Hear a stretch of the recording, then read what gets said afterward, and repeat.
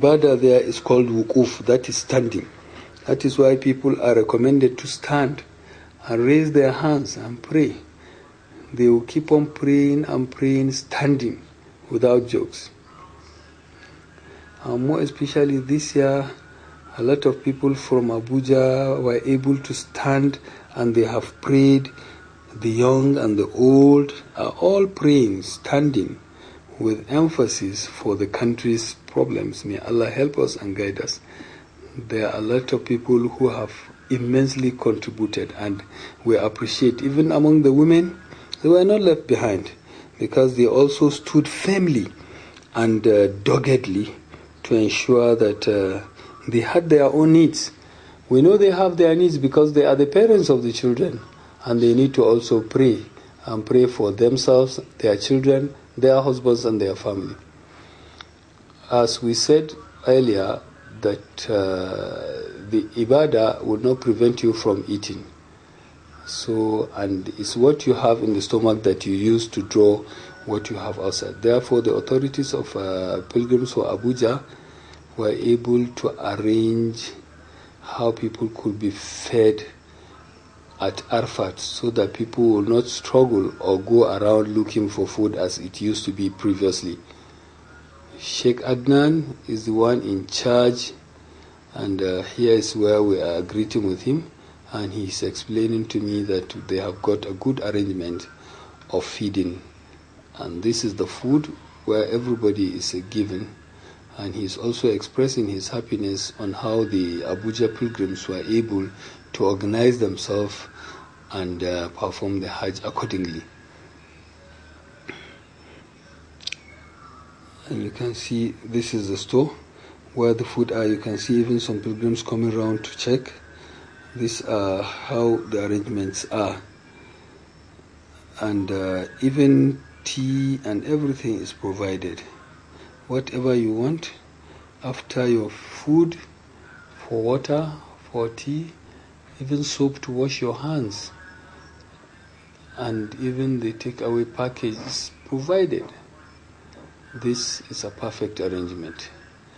Definitely there is no problem for feeding, because everything has been arranged for a pilgrim to be comfortable as he is at this land, to be able to perform his ibadah.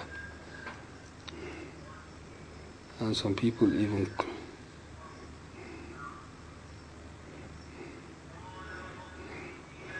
and the Arabian aides in the kitchen also expressed their happiness on how the food has been arranged and how they have arranged their food. All the coolers have been filled with rice, meat, and it's really impressive. This has solved the problem of our pilgrims having to struggle or look for food. Everything, and which causes diseases for people eating any food. This is a very perfect arrangement, and even the authorities are really impressed.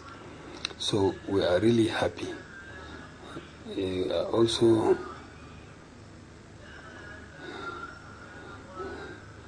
so they even have access in case of people who have not finished. They can also be there to get themselves fed. Also, after eating food, it is expected that people should go round so that you don't stay and look dumb. There are places provided for ablution and easing oneself. So in each state, where FCT is close to Borno State and also close to Nasarawa State. So after Arafat, that is by the evening time when the sun has set, people go in to enter their cars. We are reminding pilgrims that they should join the queue and do it accordingly. Any car you are entering should have the number of your muassas, and people will also explain to you. And it's very important that priority should be given to women with respect and protection. Allow them to enter first, and then you join them. Don't go there struggling and fighting, pushing women and children around so that you want to enter. Now we move to Muzdalifah. And when you reach to Muzdalifah, you will do is prayers also there. You do your Maghrib and Isha and keep on praying. Do not forget that you should be doing Talbiyah anywhere you are around as you move from Mecca to Mina and from Mina to Arafat. You should also be doing Talifat. And from Arafat to Muzdalifah, also you should emphasize on doing Talbiyah. That is Labbaik Allahumma. And now people are there relaxing, some people are sleeping, some people are resting. That is after the Maghrib and Isha prayer. And from there, nothing will you do except to sleep and rest. After Maghrib and Isha, you will join the prayers in Qasru and you do them together. You will do Maghrib and Isha and you do your Isha Qasr and then you sleep and rest. So at that stage, some people are already exhausted, so few could go into zikr, but you can also go and sleep and all these things. And there is no situation that people say you cannot turn when you are sleeping. These are not authentic narrations, except that you should sleep and you should remember that you don't cover your head for male, but for women, they can always cover their heads. And now, as you can see, everybody is here relaxing and sleeping and doing what he can do. Those people who are doing ibadah and he has done his Maghrib and Isha, and now he is tired and resting and wants to sleep, while other people are engaged in doing something. But you find few wise people engaging themselves in dua and keep on praying, expecting that God will reward them and accept their ibadahs. What is very important here in Muzdalifah is that this is a land or a place where Allah has provided. Look round and you will see people from all directions. You see some people moving, some people sitting, some people looking for. But the important thing, the arrangement that is perfectly made, is that there are people you keep separately. After Muzdalifah, the following day, you move for the stoning of the shaitan. And when you are going also, you keep on doing talbiyah, the labbaik Allahumma, or you do Allahu Akbar, La ilaha illallah, Allahu Akbar, wa lillahi alhamd. That is, immediately you leave Muzdalifah, people, after the Subahi prayer, you are expected to stay and pray before you do your dua, before you go to the Jamrat.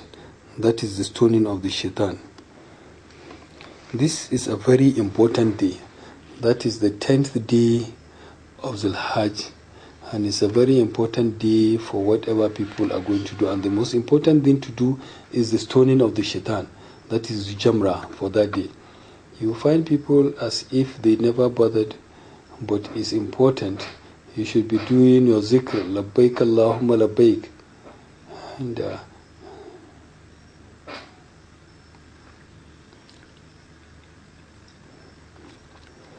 so now we shall continue observing that as we move from, people are also coming. So there are a lot of ways of coming in. Now you should understand that the way you are using to go is not the same way you are using to come back. So you should be very vigilant. Don't say you would cross across and go to places for people. And if you don't understand or you get missing, there are a lot of policemen that will also direct you on where you are supposed to follow. You'll also see the road coming back is always lightly, because at that time people are coming. While the other way for coming in have a lot of people crowded, because a lot of people are coming in. So that is how the arrangement is made. And you should be very careful and see. You can see how we are going and then people are coming in. We are also going there. And you can see the Jamra are 3. There is 1, 2, and 3. You cannot see the 2, but you can see this is the 3rd one that has a black sign. That is also indicated Jamra. Akbar, that is the big Jamra, or they call it Jamratul Akbar. You could see some people who have already finished their stoning. You can see this is our group, women in front and men following them behind. And those people who have finished are saying bye-bye to us and returning. You can see that they have tidied their own and we are just coming in now. So from where did we pick these stones? We picked the stones from Muzdalifah, and some people pick them along the road. But it's important, the stones must be light and small, not big heavy stones.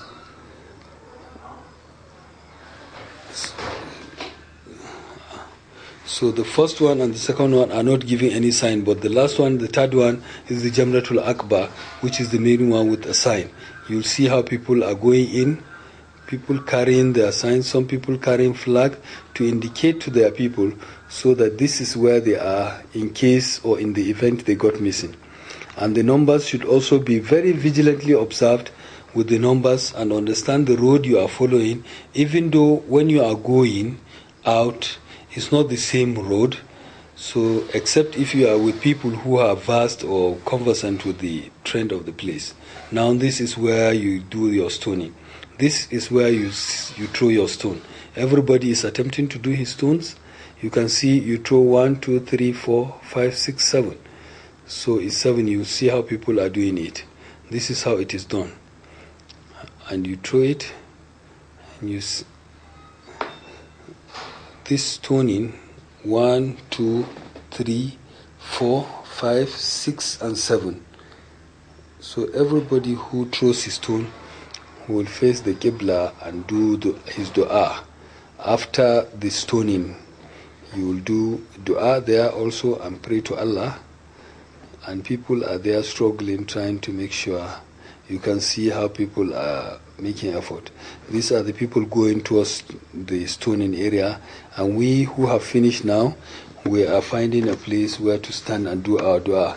We shouldn't cover the place for other people, even as we are going to do the dua. Let's do it by the side so that we don't cover other people. And we should also be patient with people who are incapacitated or disabled so that we assist them.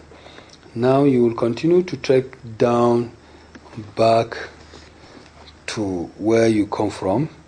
That is, the way coming in is a different road and the way coming out is a different road. So you should be very careful. Now we are talking about to go back. We should also remember to keep on doing our dua when we are doing dua after the stoning. We should face the Qibla. And after the dua, we should start moving out so that we don't wait in order to avoid congestion and creating the road.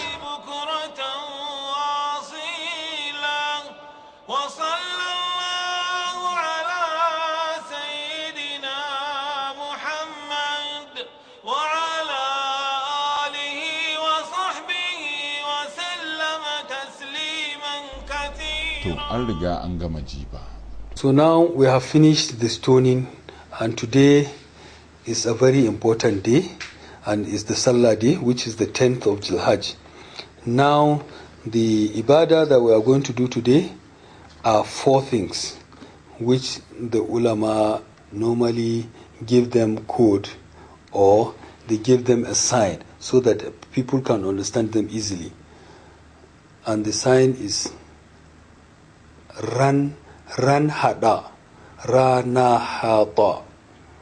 Each one is indicating Ra, which is Ramyu, that is the stoning. Noon, which is Naharu, that is the slaughtering of the sacrifice.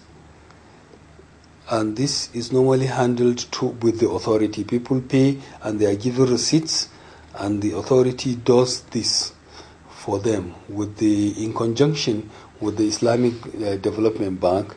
They collect the funds and they buy the rams and they do the sacrifices on behalf of the pilgrims. This is also a permissible act by the Sharia. So now we assume that every Al-Hajj has done his slaughtering. The next thing is the Ha'un, which is the Halqun, that is the shaving of the head. That is the shaving of the head. And this is the next thing. So the person who is shaving Malam has already completed his own and he's ready. So after the barbing, then the next ibadah is the tawaf, which is known as the waful ifada. People are supposed to pass straight to Mecca and get their Eid prayer there. If you are lucky, you do your Eid prayer and then you do your tawaf there, because the Eid prayer is done in Mecca. Like this is the Eid prayer there. Allahu Akbar. Allahu Akbar. Allahu Akbar. Allahu Akbar. Allahu Akbar. Allahu Akbar. Allahu Akbar. Allahu Akbar. Allahu Akbar. Allahu Akbar. Allahu Akbar. Allahu Akbar. Allahu Akbar. Allahu Akbar. الحمد لله رب العالمين الرحمن الرحيم مالك يوم الدين إياك نعبد وإياك نستعين اهدنا الصراط المستقيم صراط الذين أنعمت عليهم غير المغضوب عليهم ولا الضالين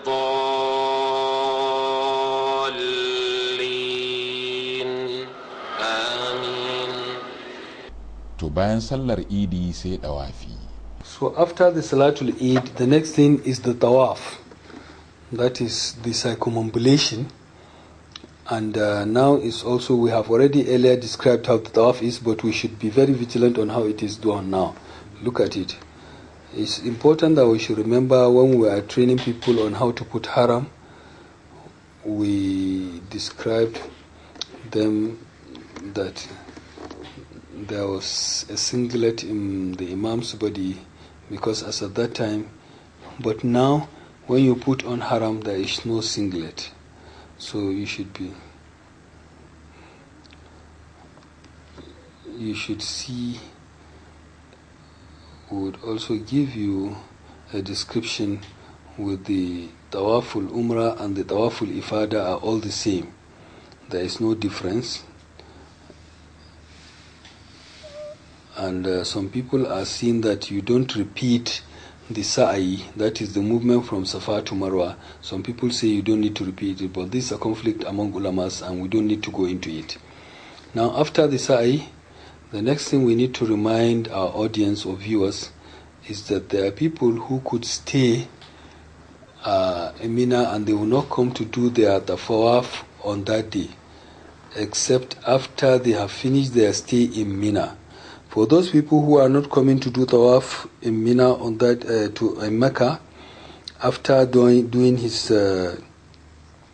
stoning, the shaitan barbing himself and coming back to men, the next thing he needs to do is to come and remove his haram, take bath and put his normal clothes, and to wait for the next day when he should also come to go for his next stoning of the second day stoning.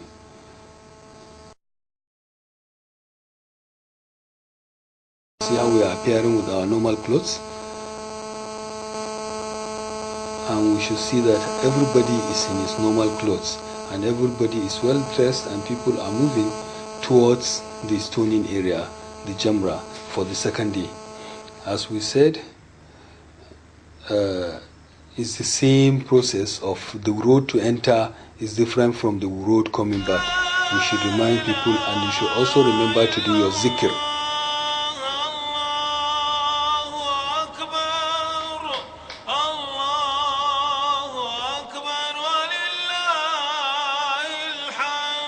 As we remembered our audience, these are places where people should remember Allah and continue remembering.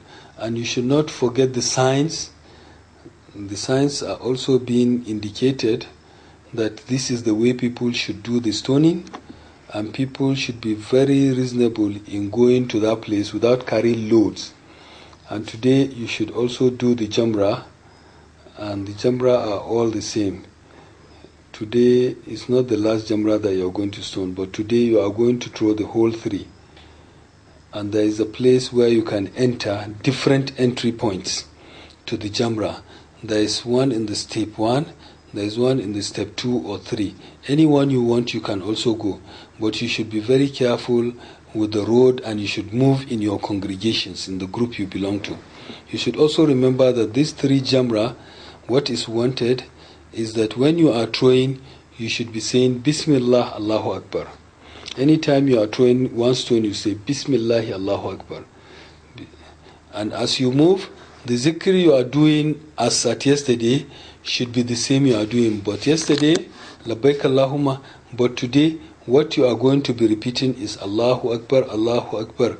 La ilaha illallah, Allahu Akbar, walillahi alhamd. Allahu Akbar kabira, walhamdulillahi kasira, wa subhanallahi bukuratan wa asila. That is what you should keep on repeating as you move. And that is when you have removed. So now we are at the stoning, the first stage of stoning, and people are doing their prayers. And today, people are expected to do the first stoning. After finishing it, then they will do dua. Then they move to the second one also, do the stoning, and you can see how people are performing it. Now we are here, so we are also doing our own. You can see, Alhamdulillah, Allahu Akbar, and throw it. Exactly. So after it, you come and do your dua. And now you move. So you move to the 3rd stage. And at this 3rd stage, which is the last stage, you would also do the stoning. And when you come there early, you find out that there is no chunk of people. Not as yesterday. You can see today the place is light. So now, after this train, we are finished, and then you come and do your dua also, facing Al-Qibla and doing the dua. You can see how people are facing the Qibla and doing the dua. Now this area has been tidied. The next stage is, you can see how people are also coming. After that, you leave the place after doing your dua. You shouldn't remain so that you don't cause congestion and go slow along the line. So people should return, and the following day also should be repeated. So after the 3rd day, that is when people will leave Mina. And you can see we are still in Mina. All this gathering, you can see people who are leaving and coming back. Those people who have already done their stoning, and those people who are coming back, or those people who are coming in to do the stoning. You can see today everybody is in his private clothes. Some people are in uniform, some people in their private clothes, not in the harma. So you can identify your people with the type of uniform they dress. Like states who have the same uniform, that is the importance, so that you can identify your people. Now we are back to our tent. Our tent is number 13. And the important thing is that if you know your tent, you can also identify your neighbor. So you know that we are living proximately with the Nasarawa state. So our tent number is almost the same.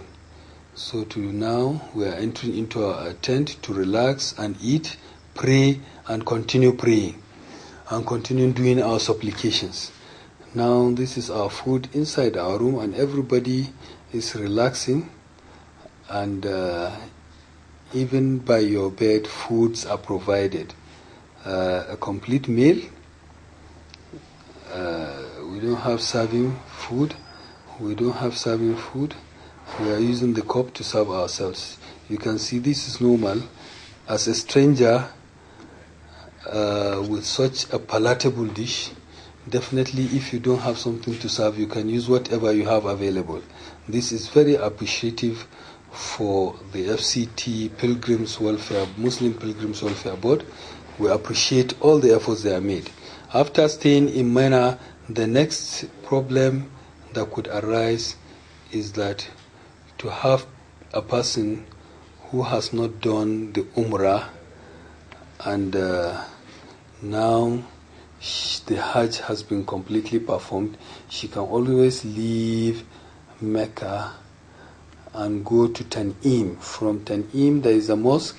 You will see the sign indicating the beginning of Haram. This place, if you see this place from Medina, it's beginning of Haram. When you see it from the back, it's the end or the finishing of the Haram. So you see that Haram starts here or Haram ends here, or the beginning.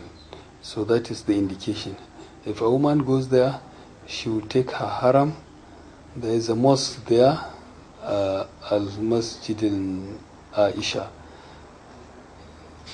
Why the mosque is called Masjid al-Aisha is because Nana Aisha is the one who had this type of problem and went to the Holy Prophet to tell her, and he joined her with Abdurrahman bin Abu Bakr to take her and bring her to that place, and she dressed, took bath and prepared her haram. That is why a mosque has been established and called Masjid al-Aisha. So if you come here, you should look round and see there is a place where you can take bath. Even if you have not bought in your haram, you can always buy it from here. Even if you want to do it for somebody, you can come there, take your haram. More especially for women who faced haila during the Hajj, could not do Umrah, they could take their haram from there. And all the signs are indicating where people could take the haram from there and do their niyyah. If you do your niyyah and prepare from there, you take your bath, you enter into the mosque and do your nafila of 2 rakats. You see a picture of how the people who came there for that purpose and getting prepared for that. And this is somebody who has already taken bath in his haram, and he's even happy that he is thanking God for putting his haram, and he's heading to do his umrah now. So that is how it is. Now this is the mosque. You can see how everybody is permissible to come here and take his umrah preparation before he goes back if he has not performed the umrah, for people who have done ifrad or anything like that. So after that, it is very pertinent that people should take note of the fact that they should not pass this place and go to the grave of Maimuna, where people go there for visitation before coming here. That place at Tan'im, where Masjid al-Aisha is the important place to go. But some people go further ahead to a place where they call the grave of Maimuna, which is a little bit further than that place. This is not right. People should set themselves from here, prepare their haram, and take their ihram from there, and do his nafila, the 2 rakats. And people also should be very vigilant. You shouldn't be coming and repeating the umrah, repeating it. It's not sunnah. So it's only when you have not done it there that you come back and do it. But don't just keep on repeating, doing umrah and coming to take harma. Following day you come, it's not ideal, it's not advisable, and it's not part of the sunnah. You will see a grave also being protected or covered here, because it is not part of the sunnah to come and visit this grave, because it's just confirmed that it's the grave of Maimuna radiallahu anha, but it's not an obligation or a sunnah for people to come and do any dua or anything, except for only visitation, as we earlier said. It's not a place where you stay and do any supplication there. It has not been revealed or narrated. So now from there, when you go back to Mecca, you should also be careful doing things that would reduce your image, struggling in collecting gifts and all these things. But you can also go and buy whatever you want to buy, and if it's possible you get sadaqah, you can also collect it. But don't push, struggle or fight among female and male This is very, very unbecoming, and it's not ethical, and it's not even Islamic. So we should be very careful. You can see how every people from all directions are here. We can also go there and buy things. You can also buy, as you can see, the Emir has bought his own, and the Sharifs, and all these people are colleagues. These are people who stay in the same room, and they are all doing their own purchases. And after this, the next thing is to prepare to move. The laws or guidelines given must be strictly observed according to the Amir Hajj. As he said,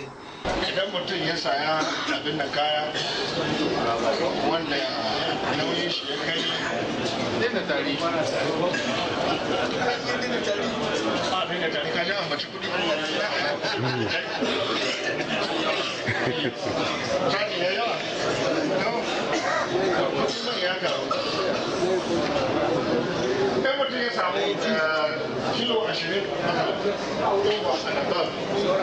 kilo 32 aka yadda mushe dauka so 16 da gani ramin lisani safi na zai bani riyal 320. The load should be put inside the bag given to us accordingly. If it's the required kilo, which is 16 or 20, it should not exceed it. Nobody should add anything in excess of that, or more than like that bag that somebody is carrying now. That person has a problem, and he has to carry his goods to the cargo, because the Hajj authorities will not collect it. So we are making progress. Look at the uniformity of our bag, so well organized, like a country which is not Nigeria. Definitely we need to put a good image, and we deserve to show this good example for all other pilgrims to copy. So this is what is expected of us, and we should wait until when the aircraft is supposed to be. While staying in Mecca, we should remember that we should not carry small children where they would go and destroy the image of this country. Some people go there and they leave children there. Some people are from Nigeria, while others are not even from Nigeria. Look at these young, small children. Look at how they are walking, and they are begging, and they are saying that they don't have a hand. This is very, very disgracing and embarrassing to the country, Nigeria. Look at this girl. Look at her. When she saw that people wanted to touch her hand, she ran away because she knew they identified her. You can see. So these are the situations that we advise that people should be very careful and vigilant with. And we should also be very careful coming with children. Look at them. They go and become Arab people, and they involve in singing, selling food, and all these things. You see a very young girl selling food, and if nobody doesn't sell, the food is not being bought, she keeps on playing or singing. So after this stay, the next thing is moving to Zamazima. We will move to Zamazima, and it's a place where you would buy what you want to eat, and then you pass to Jeddah. So people will buy and package and then collect whatever you need. And this Zamzam is being distributed for everybody to get one tin as it is packaged like this. Other people have sent their own through cargo, but if you don't carry, as you come here, this one will be given to you, which is enough for you to drink.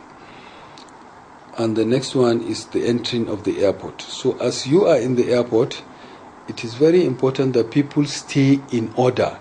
If you are joining the line, you should queue. There are places where you eat food and rest, as every airport normally has. So after that, there are places where food are being sold, like tea and other things. You can see how people are relaxing. And there is a queue joined for Abuja passengers with their bags looking the same, in order, without pushing, struggling, or insults. Nothing. But if your bag is more than one, definitely they will seize one. Therefore, people are advised to take only one bag, the one that is assigned to them, and that is the only permissible one that the airline is supposed to take, and you can enter your aircraft with it. So if you come there also, it's very important that you should join the queue. Don't push anybody, don't make noise, because the Holy Allah subhanahu wa ta'ala has said we should pray that Allah should take us home safely. We are now awaiting the invitation of the authorities to get us into the aircraft with the boarding pass. So now after leaving here, you can see now the pilgrims are being called to go in and join the queue. Everybody would enter the aircraft, looking at their passports and checking them.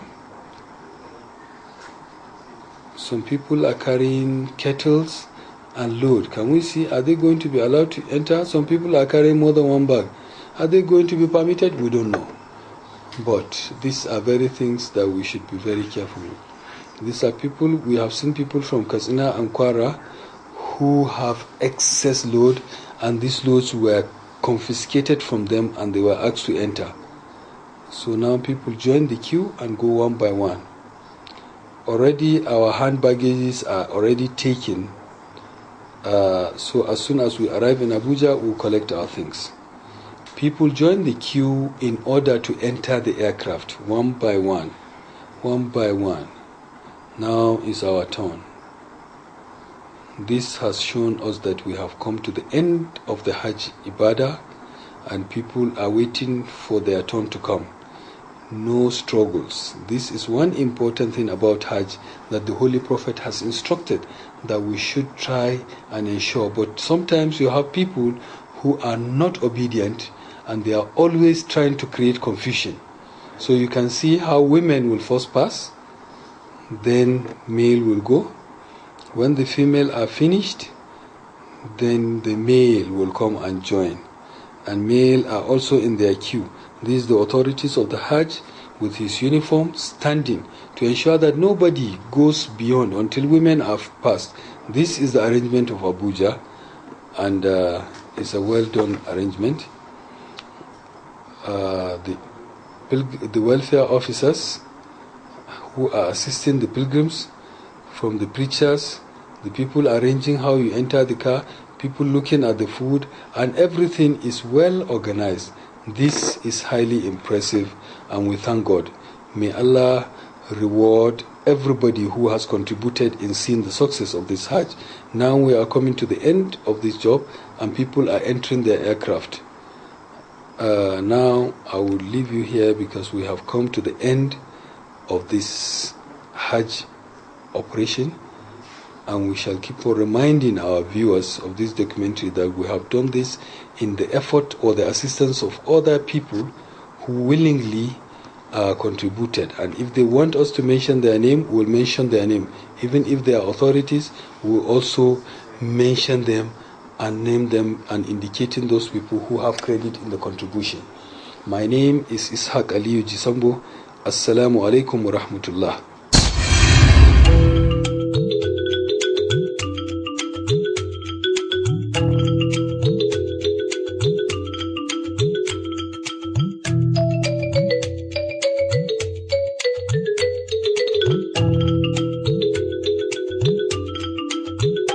Allah